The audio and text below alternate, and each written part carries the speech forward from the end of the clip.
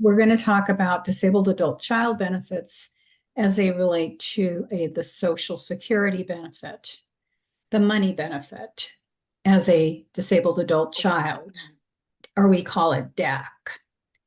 And then we're going to talk about the Medi-Cal DAC benefit. So we're going to talk about the eligibility criteria for both benefits. So we're going to start with the money benefit. But before we do that, we're going to learn about Jasper. So currently he's 29 years old. He was diagnosed with epilepsy at age 2. He has another neurological disability, requires nursing home care. So he's on a Medi-Cal waiver where he's getting nursing care at home. So Medi-Cal is very important for his health care and nursing care at home. So at age 7, he began getting SSI. And his current amount of SSI is $873.87. He's lived with his parents all his life. He's never been married. His dad, who's 53 years old, became disabled and started receiving Social Security disability insurance. We refer to it as SSDI, and it's another benefit that the Social Security Administration administers. Dad's retirement age, had he not become disabled, would have been 67.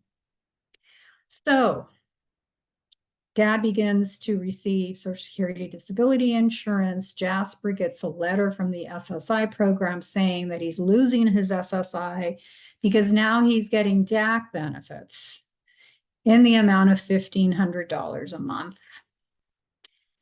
Okay.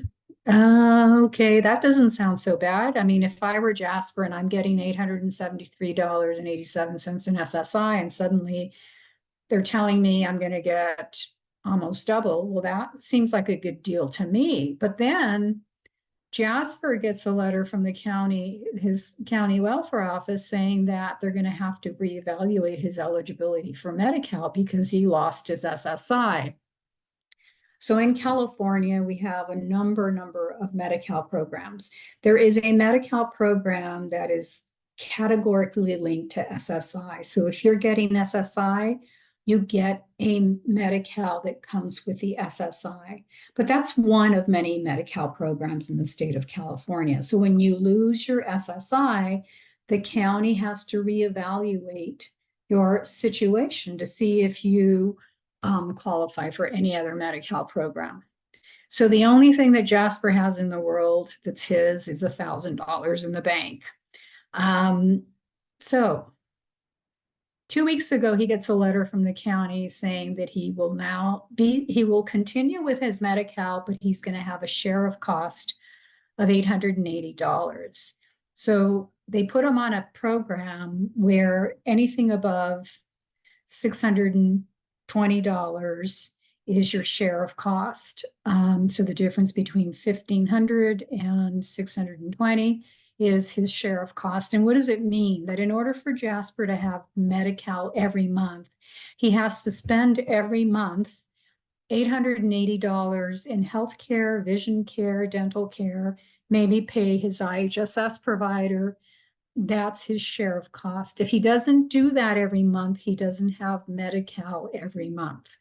But he needs his Medi-Cal every month because he's got nursing care at home through the Medi-Cal waiver, a Medi-Cal waiver. So this is not boding well, right? I mean, how could it be? Now, so it was good that he was getting $1,500 in DAC benefits, but now he has, yeah, he continues with his Medi-Cal, but it's going to cost him out of pocket $880 to have Medi-Cal.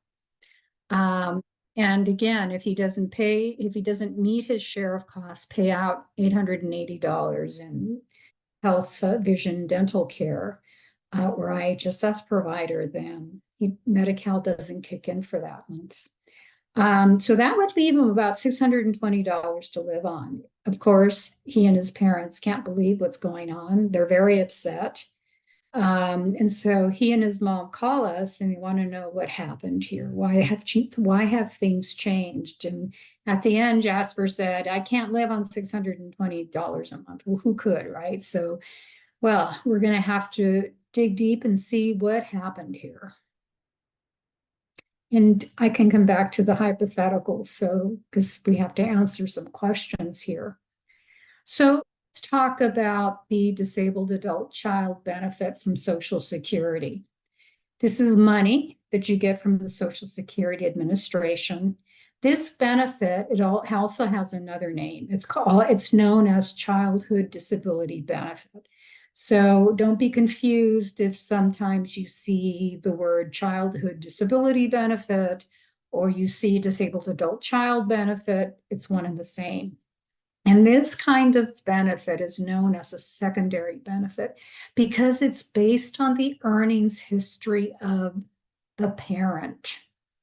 Here, it's based on the parent who started receiving SSDI from Social Security. Okay, what's the criteria to be eligible to receive DAC benefits? The Jasper has to be unmarried, right? You have to be unmarried, or you have married someone who's also getting a Title II benefit. Title II from the Social Security Act are, Title 16 is SSI, Title II is retirement, DAC benefits, SSDI, all these other benefits. So as long as if Jasper were to marry someone who's also getting a Title II benefit, that would be fine. But if he married, for example, someone who was getting SSI benefits, that's a Title 16 benefit, he wouldn't qualify for DAC benefits. And not only unmarried or married to someone who is receiving Title II benefits, but he also has to meet the definition of disability, the adult definition. His disability had to have begun before the age of 22. And lastly, he was a dependent on the parent at the time, dependent on the parent at the time of the parent's application for SSA retirement, the parent's death, or the time that the parent became disabled and started getting SSDI. So the three events that trigger a DAC analysis for an adult child is when the parent retires and starts getting Social Security retirement. If the parent dies and would have been eligible for Social Security benefits, then that would trigger a DAC analysis. Or if the parent becomes disabled and starts getting Social Security disability insurance, that triggers a DAC analysis. And in this case, Jasper's dad started getting SSDI before his retirement age.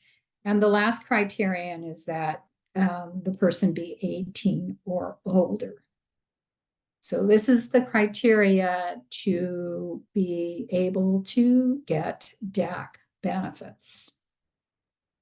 Now, is Jasper entitled to Social Security DAC benefits?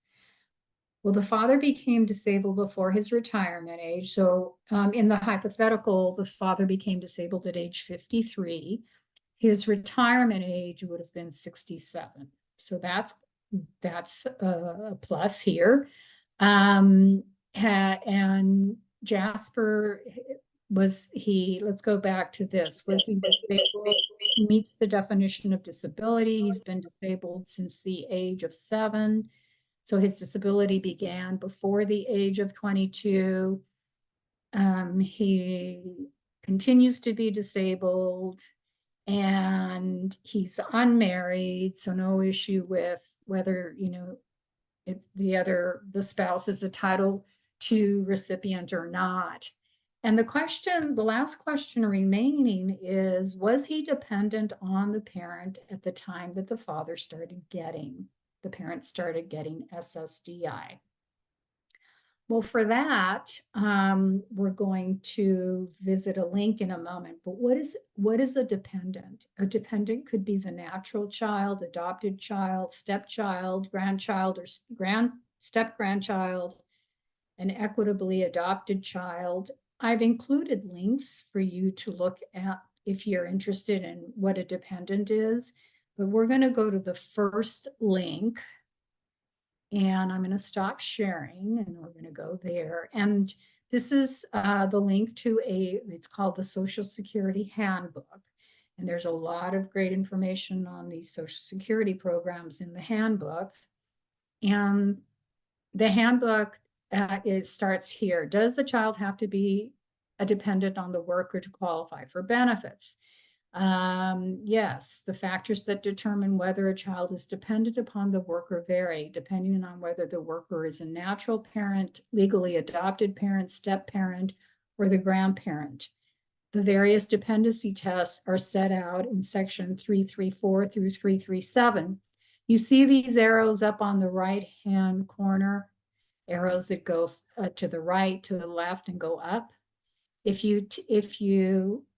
up here, they're further up. They're like in the gray section where it says Social Security Handbook, right? So if you use the one to the right, you'll get to the next section. And when a child is presumed dependent, and so as you move the arrow to the right, you're going to get to the next section of the handbook. Well, it's easy for us to determine whether Jasper was dependent because he's the natural child of the father, and so that is not an issue. But what I thought was interesting is that even a grandchild or a step grandchild or a stepchild could be considered a dependent of the person. Of the person who's starting to get the Social Security benefit or died and would have been eligible for Social Security benefits or is receiving retirement, because those are the three triggering events to start a DAC analysis. Now I say that, but don't assume that it's going to happen, because I've seen cases where I had a case where the father called me and he was wondering why his daughter had not been placed on DAC benefits when he started to get retirement 5 years ago. And he said, well, why didn't she move to DAC? Because 2 years into DAC, she would have been eligible for Medicare. And I said, I don't know, but let's get a hold of Social Security and figure out what's going on. And in fact, the Social Security people had forgotten to do the DAC analysis. And so for the last 5 years, she should have been receiving DAC, but she was continuing to receive SSI. So they went back in time and they were going to have to do some math, because the DAC benefit is a certain amount. The SSI that they gave her was a certain amount. And so they're going to have to reconcile the numbers, right? At the end of the day, they were going to owe her money. They were going to take into account the SSI they had already paid her. And what they did, which was the right thing to do, was put her immediately on Medicare, because she should have been on Medicare 3 years ago.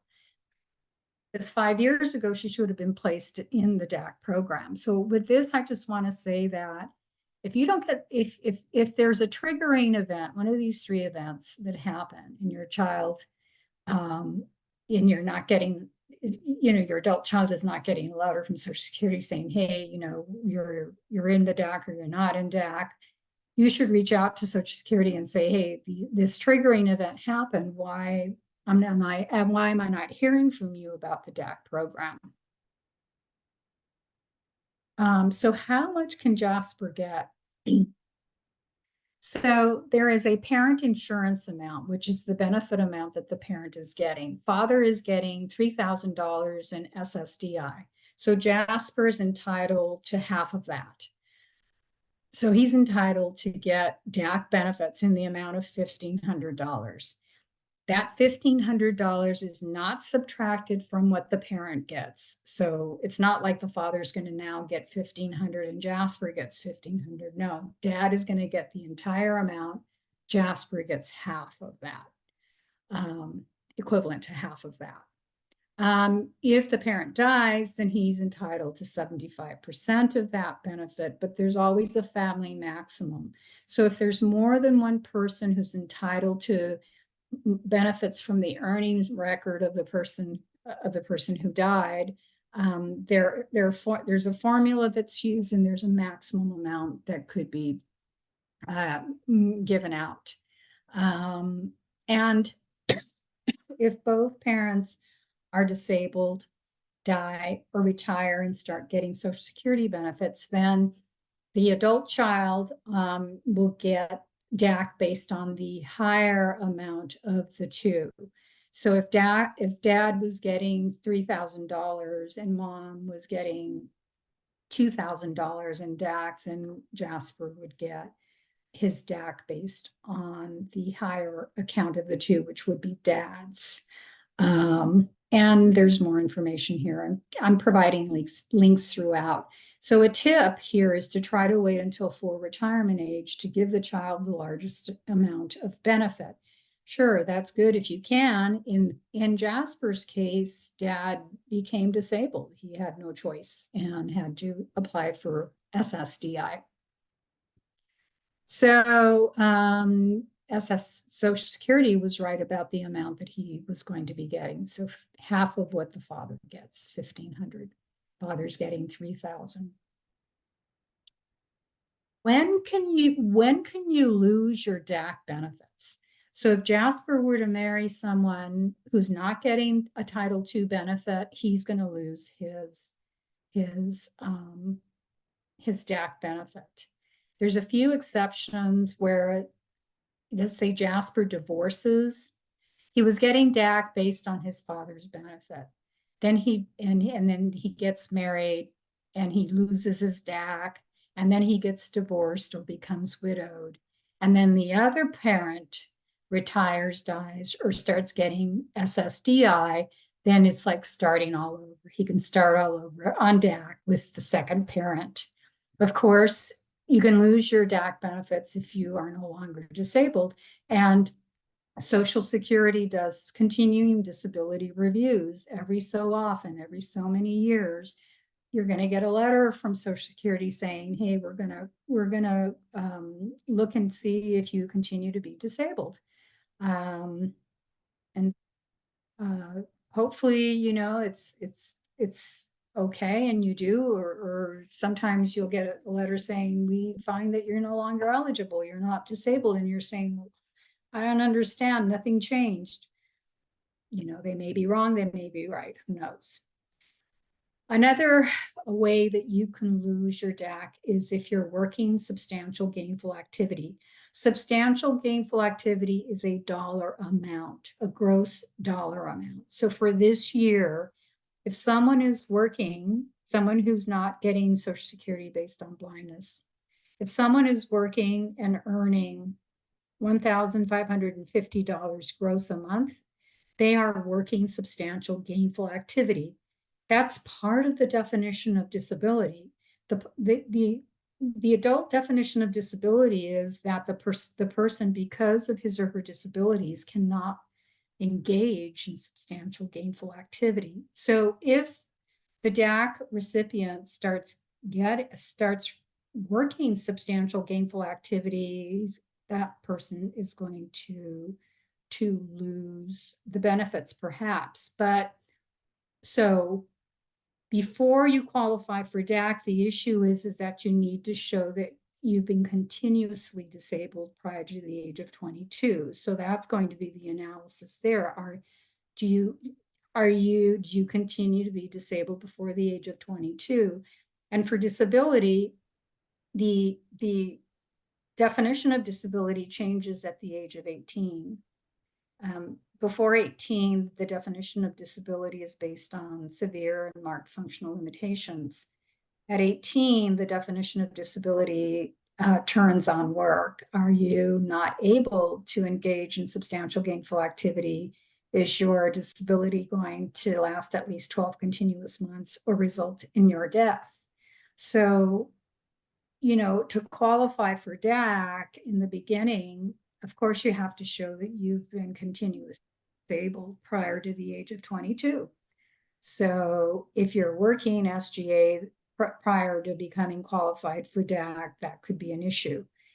After you get on DAC, DAC follows the Social Security Disability Work Incentive rules, and you can find those rules in the Red Book. They're here, and you can, as long as you keep the amount that you earn below substantial gainful activity, whatever that dollar amount is for that year, you'll be okay. And you're allowed to deduct from gross income impairment-related work expenses or blind work expenses, subsidies or special conditions.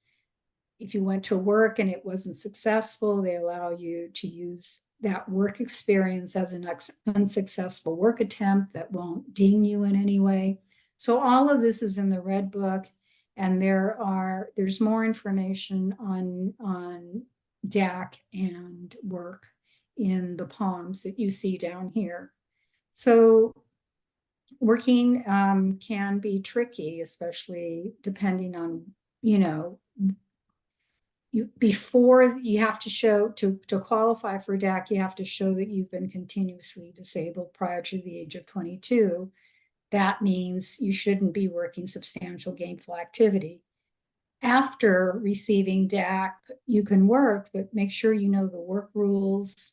And perhaps you can use these incentives, because Social Security will never look at gross income. They allow deductions to get to countable income.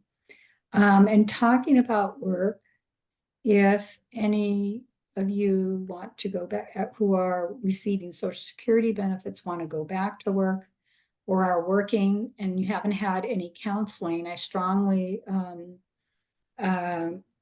suggest that you reach out to what's called the Work Incentives Planning and Assistance Program. They're called WIPAs. Every county has a person who's been certified by Social Security to give counseling on what could happen to your public benefits should you go back to work.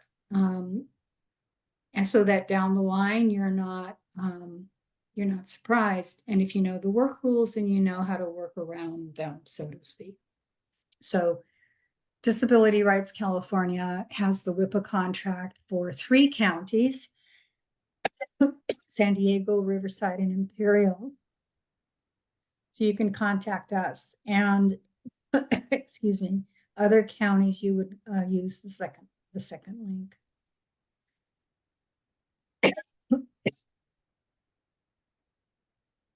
Is it correct that Jasper no longer qualifies for SSI? So he's now getting $1,500 in DAC benefits. He was getting $873.87 in SSI. The link that we have here takes us to, and we're going to go to that link, what the dollar amounts are for people on SSI, the maximum amount that they can receive a month. And this publication comes out every year. And if we go down to the second page, we'll see that Jasper is considered living in the household of someone else. And he's getting, as a person who is not blind, $873.87. Because his income, his countable income, because his countable income of $1,500 minus $20, which is what SSI allows, is more than what he would get in SSI, he's not entitled to SSI. So in fact, yes, they were right. He will not get any SSI because his money benefit, his DAC money benefit, is more than he would be receiving, the maximum that he could receive in the SSI program based on his disability, the living situation they put him in. It's only when your countable income is less than the amount that you would be receiving in SSI that you're going to get any SSI. So he's not going to get any SSI. That's the DAC analysis for Social Security. Now, in this case, Jasper was getting SSI, so he was getting the Medi-Cal that came with the SSI. The moment he lost his SSI, he lost that categorically linked Medi-Cal. He gets a letter from the county saying, hey, we hear that you lost your SSI. We're going to reevaluate you to see if you qualify for any other Medi-Cal program. They did that, and they put him on what is called the medically needy program, which with a huge share of costs, right? So what was the county right in putting him on this program, this medically needy program with a share of cost? Well, we'll see. We'll see. Depends on whether Jasper meets the criteria for Medi-Cal DAC. So the criteria for Medi-Cal DAC is that the person have previously received SSI, which began before the age of 22. Yeah, Jasper did. He started getting SSI at the age of 7.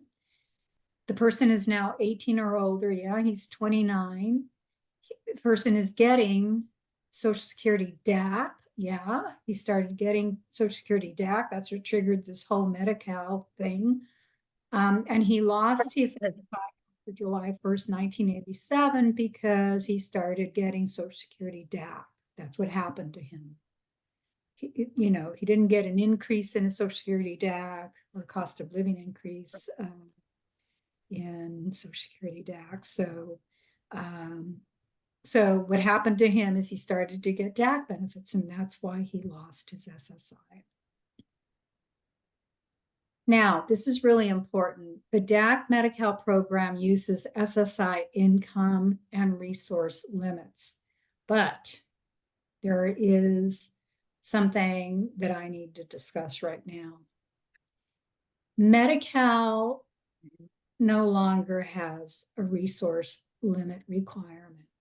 Medi-Cal, for the programs that had where resources were counted, as of this year, they're not counted anymore. So DAC Medi-Cal will use the SSI income rules, but given the document I'm going to show you now, I don't think that the resource limits apply anymore to DAC. And let me show you why. We're going to go to this link. And this was a letter that was authored by the Department of Healthcare Services. They are responsible for administering the Medi-Cal program in the state of California. And this letter was sent to all counties about the resource change in the Medi-Cal program. So we're going to get it up in a moment.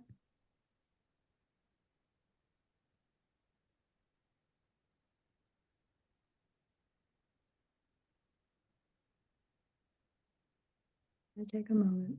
Here we go. Okay, so this letter, Department of Healthcare Services, authored October 31st, 2022 to all county welfare directors. It was sent to all of these people. The subject is elimination of asset limits for non-modified adjusted gross income Medi-Cal programs. So it tells you the purpose of the letter, the background of the letter. There were incremental changes to the resource rules until 2024, where there was a complete elimination of the resource rules in all non-MAGI programs. So if we scroll down to what those non-MAGI Medi-Cal programs are, MAGI means modified adjusted gross income. The Medi-Cal modified adjusted gross income program never looked at resources. That was not a requirement to get on MAGI.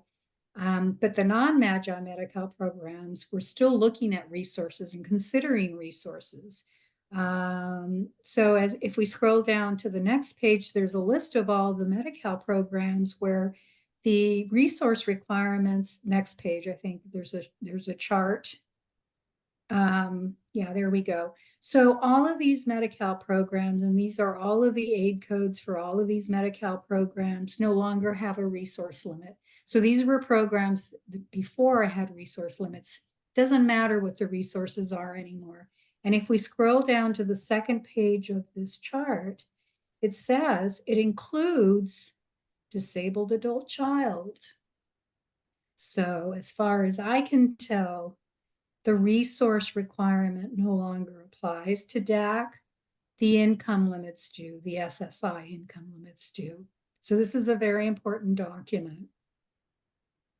You see, DAC, no longer. These are non-MAGI programs affected by the asset elimination.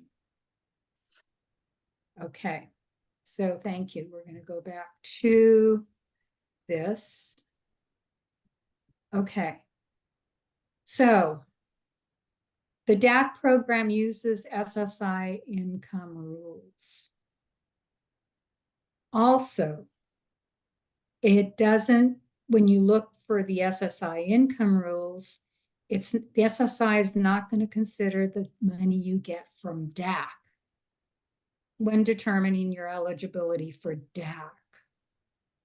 So after disregarding your DAC payment, because the SSI program is going to ignore that money, whatever money you have left after deductions becomes countable income. And as long as it's below the SSI amount you would have gotten, then you meet the criteria for Medi-Cal DAC. It's a little, you know, confusing here. So this is the requirement for DAC, Medi-Cal. And you have to meet the SSI income rules. That chart that I showed you, you know how Jasper couldn't get any SSI because his countable income was above the amount he was getting. Well, that's the amount that you would be looking at. If his countable income is above the $873.70 some odd cents that he would get an SSI, then he would not qualify for Medi-Cal DAC. But is Jasper within the SSI income limits? Well, we know that he's getting $1,500 in DAC benefits, but that money doesn't count at all. It's as if it didn't exist for the SSI program. Does he have any other income that SSI needs to consider? In this example, no. And so he is below the SSI income level for living in the household of another. Remember the 870 something? He has zero income, so he's well below that. So yes, he qualifies for Medi-Cal DAC or DAC Medi-Cal.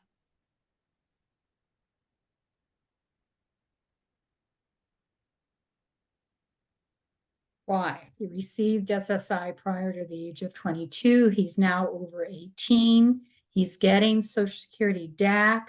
He lost it after July 1st, 87 because he started to get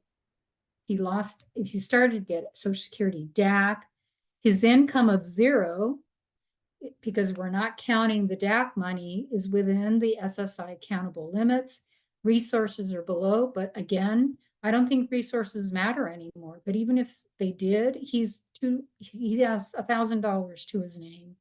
But again, I don't think resources matter anymore because we have the letter from Department of Healthcare Services saying that DAC Medi-Cal is one of those programs that have been affected positively by the elimination of the asset rules. So I had mentioned earlier that when you lose your SSI, the county has to do a Medi-Cal eligibility redetermination before terminating your Medi-Cal, and that's what they did in Jasper's case. That came about as a result of a lawsuit and a settlement, and the name of that case was Conlin v. Bonta. And so that needs to happen. The county has to follow these procedures. They cannot terminate your Medi-Cal until they've done a redetermination to see if you qualify for any other Medi-Cal program in the state of California. The other thing that the county has to do is place you in the Medi-Cal program that is most favorable to you. Did they do it here? No. The county was wrong in putting him in the Medi-Cal share of cost program because he qualified for Medi-Cal DAC. So what should Jasper do when he gets that notice of action saying, hey, you're going to get Medi-Cal, but you have a share of cost of $880? First, he has to read the notice of action to make sure he understands what his appeal rights are, file a timely appeal, asking for aid paid pending so that nothing changes until there's a hearing decision. And then we would recommend that he contact the county Medi-Cal eligibility worker to resolve the matter. And that should do the trick. There should be no need to go to the hearing. And sometimes you just have to, it could have been an oversight on the part of the county eligibility worker, or who knows what. Sometimes you might need to talk to a supervisor about this, but Jasper definitely qualified for Medi-Cal DAC without a share of cost, full scope Medi-Cal. So the county was wrong in what it did. So once Jasper receives his DAC benefits for 24 months, he's going to be eligible for Medicare, Parts A and B. And so he becomes what we call a Medi-Medi. So he's now going to be receiving Medicare because he's receiving the Social Security DAC benefit, and he is receiving Medi-Cal through DAC Medi-Cal. So he's a Medi-Medi, and I also called them dual eligibles. As far as resources, we have a publication. We have the Western Center Online Poverty Medi-Cal Eligibility Manual, which is excellent. It's a little outdated because they used 2016 federal poverty levels for the programs. I've included the 2024 federal poverty levels. So when you're using the manual, you're going to want to use the 2024 federal poverty levels.